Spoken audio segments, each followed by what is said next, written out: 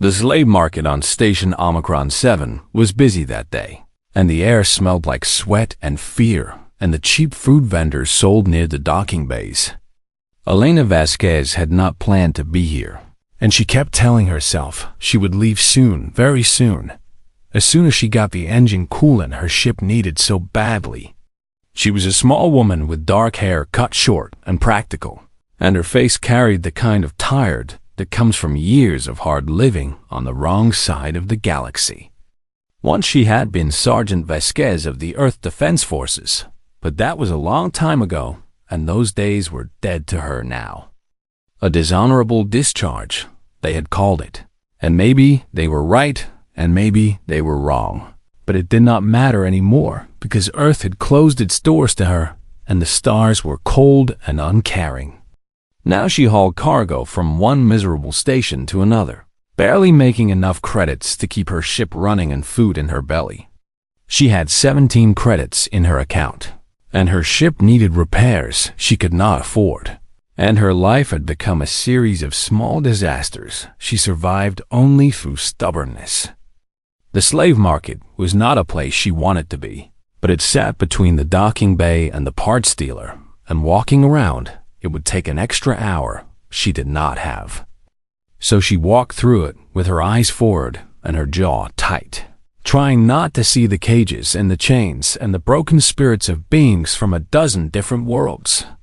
Slavery was legal in this sector, one of the dark corners of the galaxy where the Galactic Council turned its eyes away and pretended not to notice.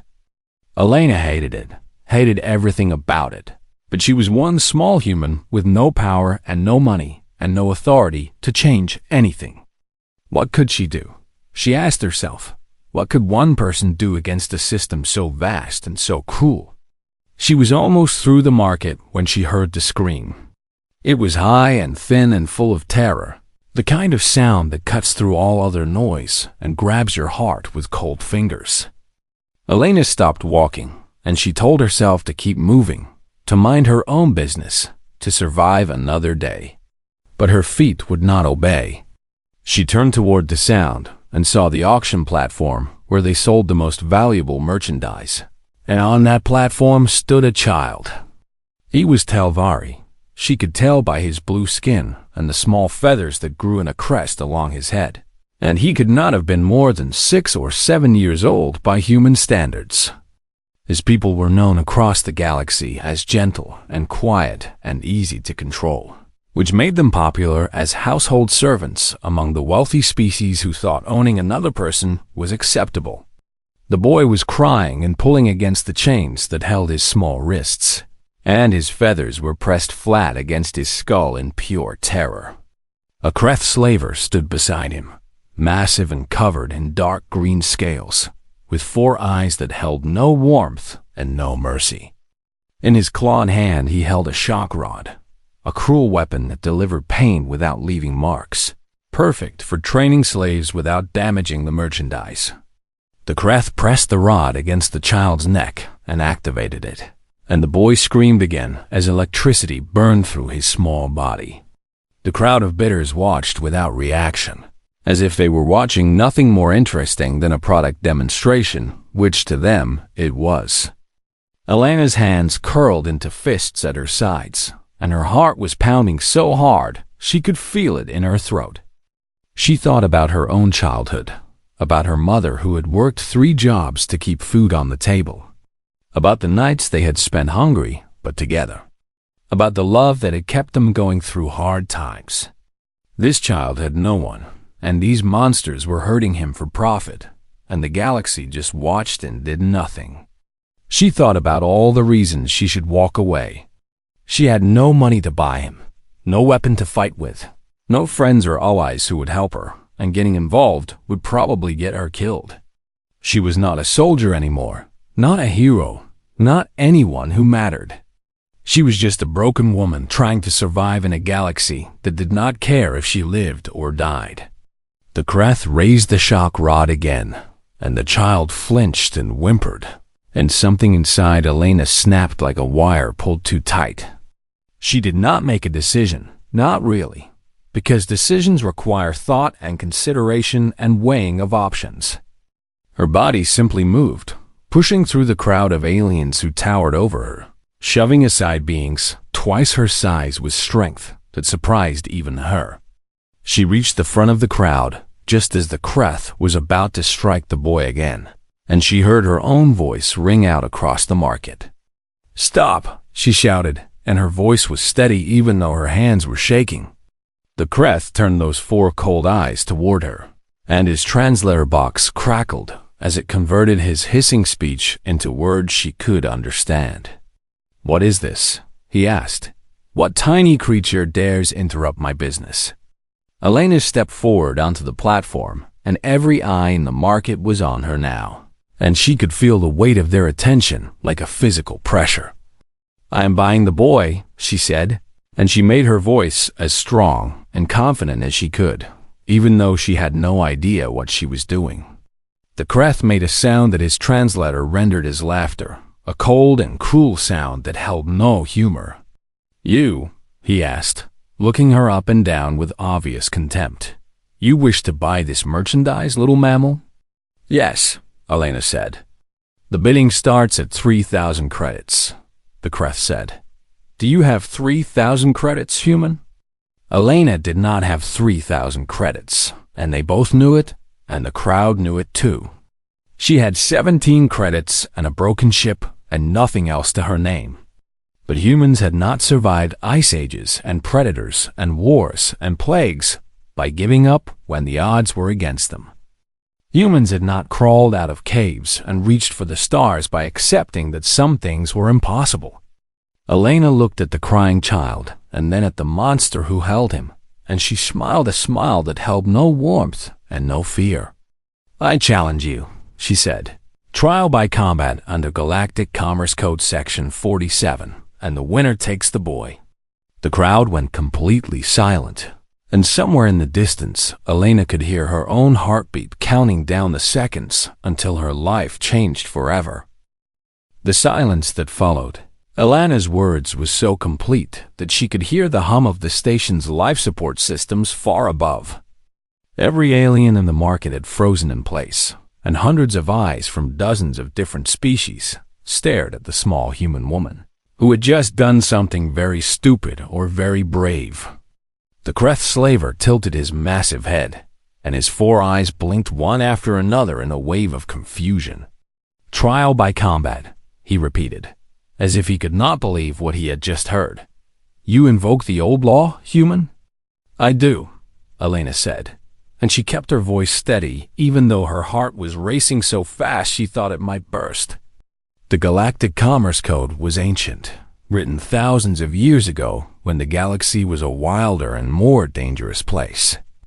Back then, disputes over property were often settled with blood, and the code had made rules for such battles so that they would be fair and legal. Section 47 allowed anyone to challenge for ownership of goods or property, including slaves, through single combat. The defender, meaning the current owner, got to choose the weapons, and the fight continued until one person surrendered or died. It was a brutal law, a relic from a brutal time, and most species had forgotten it even existed. But Elena had spent many long nights reading old legal texts, looking for loopholes and advantages that might help her survive in a galaxy that wanted her gone. She had never thought she would actually use this particular law, but desperate times called for desperate measures. The Kreth recovered from his surprise and let out another burst of that cold, cruel laughter. "You are either very brave or very foolish," he said. "And I think you are foolish, little mammal." Elena said nothing, just stood her ground and waited. The slaver looked her up and down again, taking in her small size, her thin arms, her complete lack of visible weapons or armor. "I accept your challenge," he announced to the crowd. "And as defender, I choose the weapons." He raised his shock rod and let electricity crackle along its length, filling the air with the smell of ozone. "We fight with these," he said. "Shock rods and nothing else." A murmur ran through the crowd, and Elena heard several aliens making sounds that translated as laughter or mockery. The Kreth was 8 feet tall and covered in natural armor, with claws and teeth and muscles built for violence. Elena was 5'4" and weighed barely 130 pounds, with no natural weapons except her fists. The outcome seemed obvious to everyone watching. "Do you still wish to proceed?" the Kreth asked, and his voice dripped with contempt. "Or would you like to run away like the prey animal you are?" Elena looked past him to the child, still chained on the platform. The boy had stopped crying and was watching her with huge wet eyes that held a tiny spark of something that might have been hope. She thought about what would happen to him if she walked away, about the years of pain and servitude that waited for him, about how that small spark would be crushed out of him until nothing remained but obedience and fear. She thought about her own mother, who had once told her that courage was not the absence of fear, but the choice to act despite it. "Give me a shock rod," Elena said, "and let us begin." Another murmur ran through the crowd, louder this time, and aliens began pushing forward to get a better view of what promised to be a short and bloody entertainment. Someone threw a shock rod onto the platform, and Elena picked it up and tested its weight in her hand. It was heavier than she expected, designed for beings much larger than humans, but she adjusted her grip and found a balance that worked. The Kreth stepped down from the auction block and moved to the center of the open space that the crowd had created. "The rules are simple," announced a Vethkai official who had appeared from somewhere. "Combat continues until one party surrenders or is unable to continue. And killing is permitted but not required. And the winner takes possession of the contested property." Elena stepped down to face her opponent, and standing this close to him, she realized just how massive he truly was. His head was more than 3 feet above hers, and his arms were as thick as her entire body, and his scales looked like they could turn aside a blade. She was going to die here, she thought. She was going to die in a slave market on a station whose name she would forget, fighting for a child she had never met. But if she was going to die, she would die standing up. She would die fighting. She would die proving that humans did not know how to quit. "Begin," the official shouted. The Kreth moved faster than something that big should be able to move, his shock rod swinging toward her head in a blur of crackling energy. Elena threw herself backward, feeling the rod pass so close to her face that her skin tingled from the electricity. She hit the ground and rolled, coming up on her feet just in time to dodge another swing that would have broken her spine. The crowd roared with excitement, and Elena could hear them placing bets on how long she would last. She heard numbers being called out, and most of them were measured in seconds, and nobody seemed to think she would survive more than a minute. The Kreth pressed his attack, swinging again and again, driving her back across the makeshift arena. Each dodge cost her energy, and each near miss reminded her how little margin for error she had. One solid hit from that rod would end her, would cook her nervous system and leave her twitching on the ground. But she kept moving, kept dodging, kept refusing to stand still and let him crush her. "Stop running," the Kreth growled. "Stand and fight like a warrior." "Come and make me," Elena gasped back at him. She was already breathing hard, already feeling the burn in her legs and the ache in her lungs, and the fight had barely begun. The child was watching from the platform, his small hands gripping the chains that held him, his eyes following every move she made. Elena saw him and felt something hot and fierce rise up in her chest. She was not going to let that boy down. She was not going to give up. She was not going to stop until she won or until her heart stopped beating.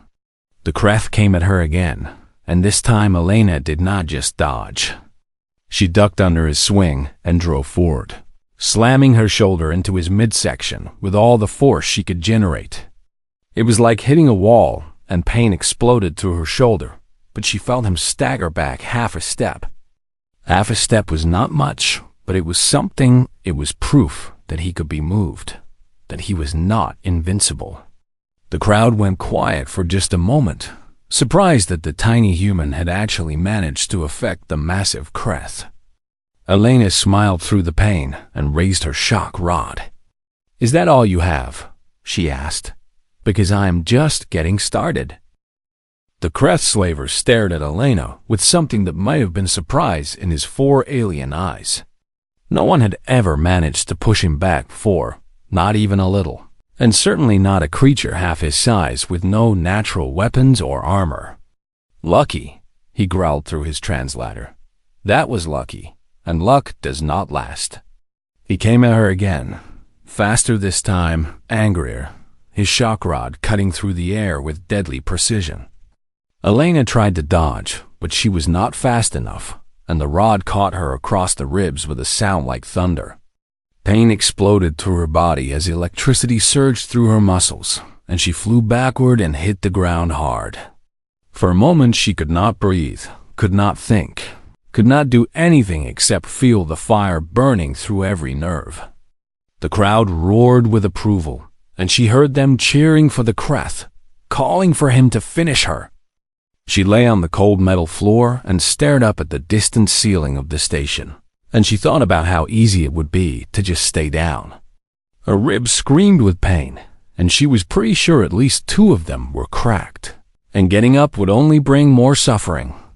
But then she heard another sound cutting through the noise of the crowd. It was the child, crying out in fear, his small voice calling something in his own language that her translator could not process.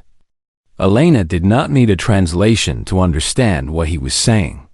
He was afraid, and he was alone, and she was the only thing standing between him and a lifetime of misery. She put her hands on the ground and pushed herself up. Her arms shook, and her vision swam, but she got to her knees and then to her feet, and she turned to face the Kreth again. The crowd went quiet, and she saw confusion on the faces of the aliens watching. Why would she get up? They seemed to be asking, why would anyone get up after taking a hit like that? The Kreth tilted his head and studied her with new interest. "You should stay down," he said. "You cannot win this fight, and standing up only delays the end." Elena wiped blood from her lip and picked up her shock rod from where it had fallen. "Maybe," she said, "but I am not very good at staying down." She attacked this time, not waiting for him to come to her, throwing herself at him with all the speed and fury she could manage. He blocked her strike easily and countered with a backhand that caught her across the face. She spun and hit the ground again, and this time she tasted blood flooding her mouth from a split lip and maybe a loose tooth. The pain was incredible, worse than anything she had felt since that day on Earth when everything had fallen apart. The pain was an old friend to Elena Vasquez, and she had learned long ago the pain was just information, just her body telling her she was still alive. She got up again. The crowd was completely silent now, and even the Kreth had stopped moving, staring at her like she was some kind of strange creature he had never seen before. "What are you?" he asked, and for the first time there was something other than contempt in his voice. "I am human," Elena said, and she raised her shock rod again. "And humans do not give up." He hit her again, a vicious strike to her shoulder that sent her spinning to the ground. She got up. He hit her across the back, and she screamed and fell to her knees. She got up. He swept her legs out from under her and slammed his foot down toward her chest, and she barely rolled out of the way in time.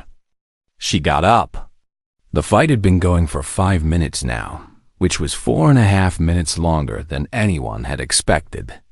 Elena was bleeding from a dozen small wounds, and her whole body was one massive bruise, and every breath felt like swallowing broken glass. But she was still standing, still holding her shock rod, still refusing to accept that she was beaten. The crowd began to murmur, and she heard new tones in their voices, tones she had not heard before. It was not mockery anymore, and it was not excitement at watching someone die. It was something closer to fear, or maybe wonder, or maybe both. The Kreth was breathing harder now too, Not from injury, but from exertion and maybe from something else. He had fought many opponents in his long life, opponents bigger and stronger and better armed than this tiny human. But he had never fought anyone who simply refused to stop. Other species understood limits, understood when they were beaten, understood the simple mathematics of survival. When the pain became too great and the odds became too long, they surrendered or fled or died with despair in their eyes. But this human just kept getting up, kept fighting, kept looking at him with those strange round eyes that held no surrender. "Why?" he demanded. "Why do you keep rising? Why do you not accept defeat?" Elena spat blood onto the floor and smiled, and it was not a nice smile. "Because there is a child behind me who needs my help," she said, "and I will not let you have him." "He's just a slave," the Kreth shouted. "He is property. He is nothing. Why would you die for nothing?" Elena thought about that question as she circled slowly, looking for an opening. Why was she doing this? Why was she throwing her life away for a child she had never met? A child from a species she barely knew? The answer came to her clearly, rising up from somewhere deep inside. Because this was what it meant to be human. Not the cruelty that humans were capable of, not the greed and the hatred and the violence that had driven her away from Earth. This was the other side of humanity. The part that ran into burning buildings to save strangers. The part that stood in front of tanks to protect the innocent. This was the part of humanity that looked at evil and said no. That looked at suffering and could not walk away. "He's not nothing," Elena said. "He is a child, and no child deserves what you would do to him." The Kreth snarled and came at her again, and Elena braced herself for more pain. But something had changed in the air around her, something she could not quite name. The crowd was watching differently now, and even the slaver seemed less certain, less confident in his inevitable victory. Elena was still going to lose this fight. She knew that. She had no real chance of beating him. But somehow, in some way she did not understand, she had already won something. She had shown them all what a human could be when they had something worth fighting for. And that, she thought as the next blow came crashing down, was worth any amount of pain. The fight had been going for 11 minutes, and everyone in the slave market knew they were watching something impossible. Elena Vasquez should have been dead within the first minute, should have been broken and beaten and lying still on the cold metal floor. Instead, she was still standing, barely, swaying on her feet like a tree in a hurricane, but standing. Her left arm hung useless at her side, dislocated or broken. She could not tell which anymore. Blood ran down her face from a cut above her eye, and she had to keep blinking to clear her vision. Every breath was agony, and she was pretty sure she had at least 3 cracked ribs now, maybe more. But she was still holding her shock rod in her right hand, and she was still facing the Kreth, and she was still refusing to fall. The slaver was not laughing anymore, and the contempt had drained from his voice and his posture. He was confused and frustrated and maybe, just maybe, a little bit afraid. Not afraid of losing because he was still winning by any measure that mattered. Afraid of what he was seeing, afraid of this tiny creature that would not break no matter how hard he hit her. 11 minutes, someone in the crowd whispered, and the words spread like fire through dry grass.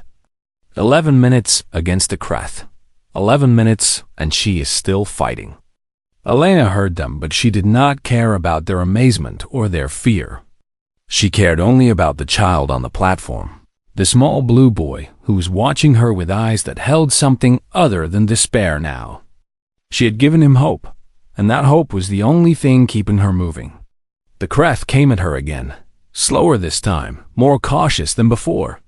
He had learned that she was dangerous, not because of her strength or her skill, but because of her unpredictability. She did not fight like other species fought, did not follow the patterns and rhythms he had learned to read over decades of combat. She fought like something cornered and desperate, like something that had decided death was acceptable if it meant taking her enemy with her. Elena saw him hesitate and knew this was her chance. She had been watching him throughout the fight, studying his movements, learning his patterns.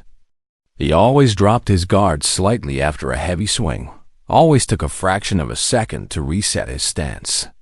She needed to make him swing hard, and then she needed to be exactly where he did not expect her to be. "Come on," she shouted, putting every bit of defiance she had left into her voice. "Is that the best you can do?" The Kreth's eyes flashed with anger, and he roared and charged at her with his shock rod raised high. He swung down with all his strength, a killing blow aimed at her skull. Elena did not try to dodge this time, did not try to block or retreat. She stepped forward, inside his reach, so close that his arm passed over her head. And as she moved, she saw something on the ground that she had noticed earlier but forgotten about. A shard of broken ceramic from a market stall that someone had knocked over during the fight. It was sharp and jagged and about the size of her hand, and it was exactly what she needed. She scooped it up as she moved, feeling the edges cut into her palm. The Kreth was off balance now, his swing having missed its target. His body turned awkwardly as he tried to track her movement. Elena did not give him time to recover. She drove the ceramic shard into his eye, the leftmost one on his face, pushing it deep with all the strength she had left. The Kreth screamed, a sound so loud and so full of pain that it echoed off the distant walls of the market. He dropped his shock rod and clutched in his face, and Elena caught the weapon before it hit the ground. She did not hesitate, did not give him a chance to recover, did not show any mercy. She reversed the rod and jammed it into the soft gap between the scales of his neck, the one weak point in his natural armor. Then she activated it, pouring every volt of electricity the weapon could produce directly into his nervous system. The Kreth convulsed and shuddered and fell to his knees, and then he fell forward onto his face and did not move. Silence descended on the market like a heavy blanket, so complete that Elena could hear her own heartbeat pounding in her ears. She stood over the fallen slaver, barely able to stay upright, holding the shock rod in a grip that was more desperation than skill. "Does anyone else want to challenge my ownership of the boy?" she asked, and her voice was barely a whisper, but somehow everyone heard it. No one moved, no one spoke, no one even seemed to be breathing. They stared at her with wide eyes and open mouths. These beings from 100 different worlds. These aliens who had thought they understood what the galaxy contained. They had learned something new today, something that would spread from this station to others, and then to others still. They had learned what happened when you threatened something a human had decided to protect. Elena waited for a count of 10, and when no challenge came, she turned and walked toward the platform where the child was chained. Her legs wanted to give out with every step, and the world kept trying to tilt and spin around her. But she made it to the platform, and she made it to the boy, and she knelt down in front of him, even though kneeling was agony. "Hey there," she said softly. "My name is Elena, and I am going to get you out of here." The boy stared at her with huge eyes that were wet with tears, but no longer full of terror. "You came for me," he whispered. "You fought for me. Why did you fight for me?" Elena reached out with her good hand and touched his face gently. "Because no one should ever hurt a child," she said, "and because someone had to stop them, and I was there." She pulled at his chains with her remaining strength, but they were too strong and she was too weak. "I need something to cut these," she muttered, looking around. A tool appeared beside her, a cutting laser offered by a trembling hand. She looked up and saw a Vethkai merchant standing there, his eyes wide and his body shaking with what might have been fear or might have been awe. "Take it," he said. "Free the child, and then go. Go before anyone changes their mind." Elena took the tool and cut through the chains, and then she gathered the small boy into her arms. He weighed almost nothing, this tiny life she had nearly died for, and he wrapped his thin arms around her neck and held on tight. She turned and walked through the crowd, and they parted before her like water before a ship. No one tried to stop her. No one spoke. They just watched her go with eyes that would remember this day forever. Elena walked through the station with the child in her arms, and every step was a battle against her own broken body. Her vision kept going gray at the edges, and she had to focus on putting one foot in front of the other. The boy clung to her neck with surprising strength, his small body pressed against hers, his breath warm against her shoulder. "What is your name?" Elena asked him, partly because she wanted to know and partly because talking kept her conscious. "Kethri," the boy whispered. "My name is Kethri." "That is a good name," Elena said. "I like it, Kethri." She made it to the docking bay where her ship waited, a battered old cargo hauler that had seen better days. The ship's name was painted on the side in faded letters, Stubborn Hope. Elena had thought the name was fitting when she bought it, and now it seemed even more appropriate.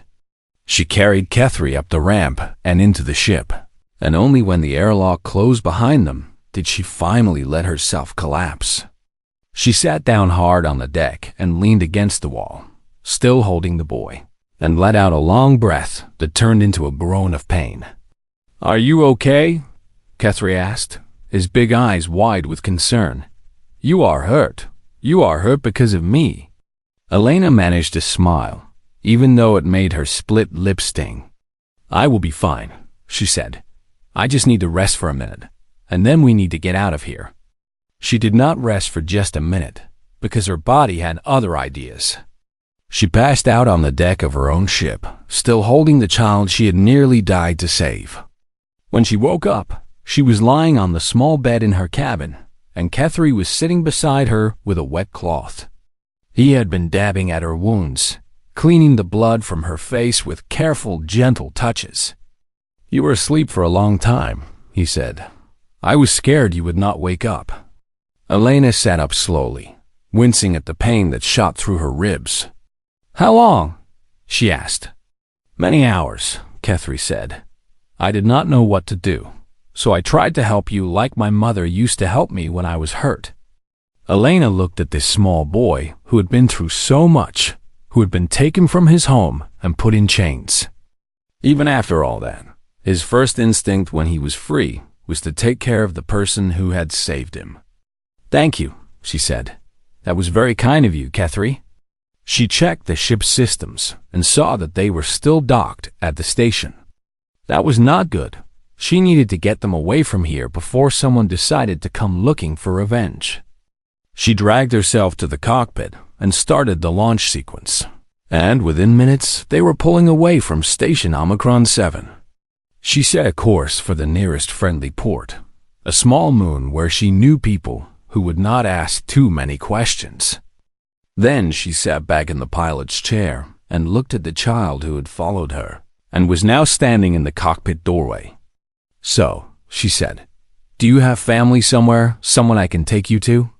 Kethri's feathers flattened against his skull, and his eyes dropped to the floor. "No," he said quietly. "The slavers killed my parents when they took me, and I do not have anyone else." Elena felt her heart break a little at his words, at the matter-of-fact way he said them. He was so young, and he had already lost everything, and now he was alone in a galaxy that had shown him only cruelty. "Well," she said slowly, "I suppose you could stay with me, if you wanted to." Kethri's head snapped up, and his eyes went wide.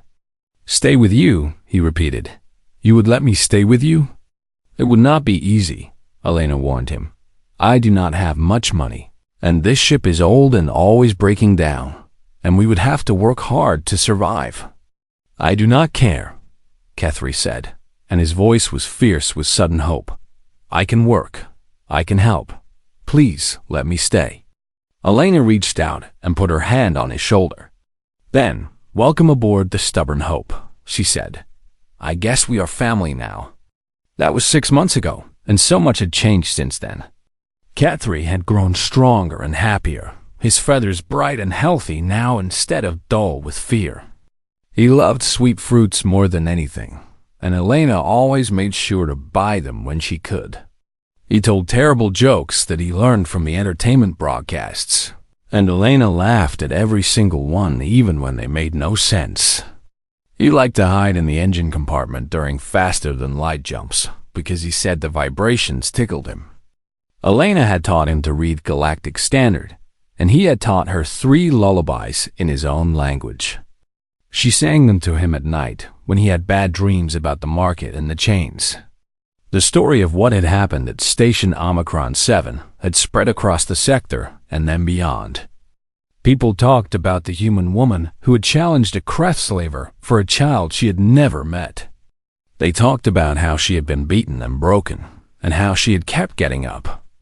They talked about the look in her eyes, and the words she had spoken, and the way the crowd had parted when she walked through. Bounty hunters came sometimes, sent by slavers who did not like what she had done. They came looking for the child and the woman who had taken him. But word had spread about her too, about what she had done and what she was capable of. Most of the hunters turned around and left when they learned who they were hunting. The ones who stayed learned why the others had fled. Elena had a shock rod now, the same one she had taken from the Kreth she had beaten. She kept it charged and ready, and she had become very good at using it. Kethri was never far from her side, and he had learned to be brave like she was. When trouble came, he did not run and hide. He stood beside her and faced it. Elena told him he did not have to do that, told him she would protect him no matter what. But Kethri just smiled and said that family protected each other. The galaxy was still a dangerous place, full of cruelty and suffering and beings who saw others as property. But there was a small ship flying through the stars with a human and a Telvari child inside. And wherever that ship went, the story went with it. The story of one shock rod, one screaming child, and one honey badger that refused to let him be harmed. People heard the story and something changed inside them, something small but important. They learned that one person could make a difference, that standing up for what was right was not foolish. They learned that the galaxy was not just darkness, that there was light too if you were brave enough to carry it. And somewhere out there, a little boy with blue skin and bright feathers laughed at his own bad jokes. And a woman with scars and tired eyes smiled and felt something she had not felt in a long time. She felt like she had found her purpose, found her family, found her home. The stars were cold and uncaring, but inside the stubborn hope, there was warmth and love and the beginning of something beautiful. This was not an ending, Elena knew. This was just the beginning of a much longer story. But for now, in this moment, flying through the endless dark with her found family beside her, she was happy. And that, she thought, was more than she had ever dared to hope for.